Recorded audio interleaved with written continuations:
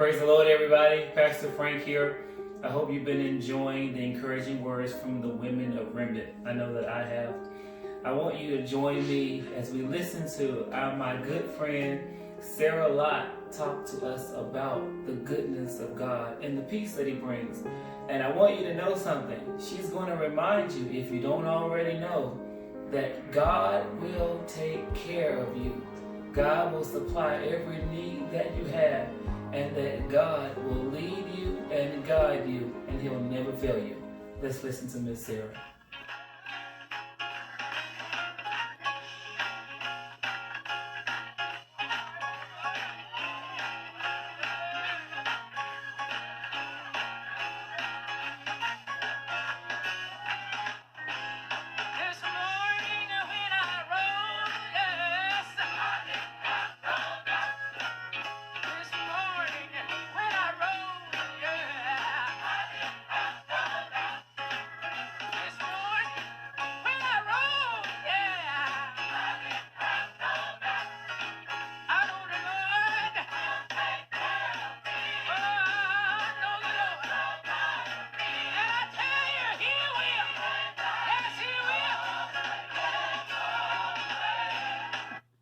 Hello, Remnant family and friends. I hope you guys did not think I was about to sing with that song. Nope, that is not going to happen. Doing this video right here is already outside my comfort zone, and singing will take me overboard. So we're just going to stick with the video for today. The song that was playing this morning when I rose, I didn't have no doubt. That is an example of peace in your life when you're being obedient to God and God's will for your life. First of all, you woke up that morning. That's a reason to rejoice. To thank God for allowing you to see that day. And you can't rejoice and be doubtful at the same time. The lyrics in the song say that the Lord will take care of you. The Lord will provide for you, lead and guide you all the way. And get my cheat notes and share a little bit with you about that. And the Lord will take care of you. Isaiah 46:4. That scripture said that I made you and I will care for you. Point blank. We have to trust God at His word. He says it's just straight out right here that I will take care of you. You're either going to believe for Him to do it or you're not. And then you will live a life of worry, anxiety, and fear. The Lord will provide for you. This next lyric. In Luke 12, God tells us an example. Jesus shows us an example of how the birds of the air and the lilies of the field, how they're provided for, how they have no worries, how they don't fret and have anxiety and fear over the day-to-day things. And that's how we should live our lives as well.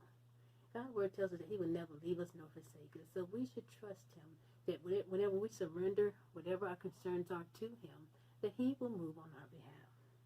We are not to worry, we're not to panic, we're to trust that God will honor His word. And for the Lord to lead and guide us all the way. In Isaiah 58, it says that the Lord will guide us continually. Continually. That is constantly. That's all the time. All we have to do is be obedient and walk in His will for our life. We have to do what He is instructing us to do, that He is guiding and directing us to do. We have to trust God to honor His word. Trusting God to honor His word, we may think that that's hard, but in most cases it's not. I mean, we do it sometimes and don't even realize it. In Malachi 3, it not only tells us to trust, but to test God and see doesn't He open up the windows of heaven and pour an abundant blessing upon us. We can do that because we're expecting God to bless us with a big financial gift. So yeah, I'm going to test God. And I'm thanking Him in advance for the blessing He's going to bestow upon me. But in Matthew 6:33, it tells us to seek the kingdom of God above all else and His righteousness, and that He will take care of everything else. We don't test that one as quickly. We don't try to follow through on that one as quickly. You reap the same benefits. Your obedience to God, you're going to reap the same benefits.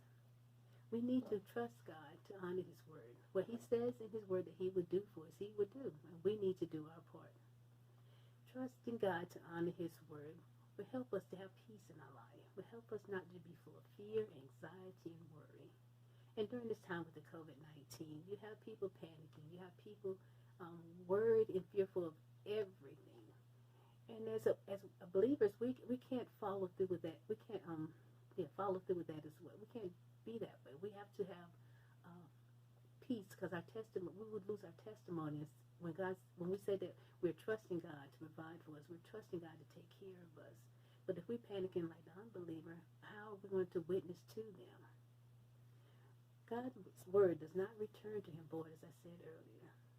So every promise in the book, there's a song about that too. Every promise in that book, it belongs to us. And we just have to be obedient to trust God to fulfill that in our lives. I hope that this was encouraging to someone. I pray that all is well with everyone. Pray that you be blessed. I love you. Until next time.